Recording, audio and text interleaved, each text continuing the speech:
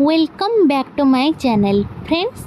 आज बना है कदली भंडा मसूर डाली गोटे रेसिपी जोटा बनवाई बहुत टाइम टेकिंग थिला। टिके वीडियोर स्टार्टिंग को जाई देखिए केमिति आपण भंडा बाछिबे। ता भितर गोटे मैचिस भली स्ट्रॉन्ग पार्ट आ गोटे वाटर कलर रो पाइप भली हाथ को लागिबो।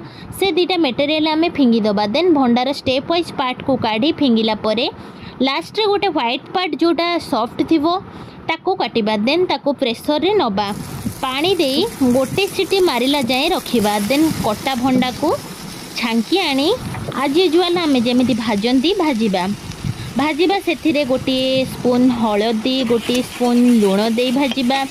एबे ता टेस्ट पूरा छतु भली लागिबो फ्रेंड्स।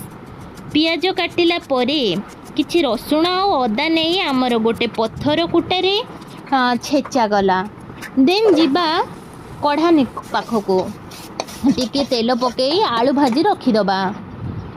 देन नेक्स्ट टिके कढ़ारे तेल पकई तेल गरम हैला परे तेजपत्र पकेइबा कटा पियाज पकेइबा। ता पूर्वर टिके फुटण भी पकेइदबा गोटा लंका पकेइदबा। परे अदा रसुण छेचा पेस्ट को पकेइबा टिके पानी देइदबा। छेचा पेस्ट पड़ी साइला परे पानी देइदबा। पानी दे साइला परे टमाटो पकेइबा। टमाटो पकेइला परे ऊपरे आमे करी मसला पकेइलु। तमे चाहिले भी चिकन मसला पकई दे पारिबे।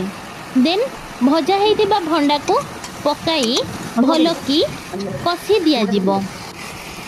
कसी दिया गला परे देन गोटे सीटी मारी थिबा प्रेशर रे बसिथिबा मसूर डाली को पकेइबा।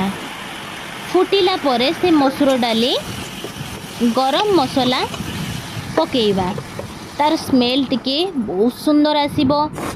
टेस्टी टेस्टी जुइसी कदली भंडा मसूर डाली बनी जीवो। Thank you everyone for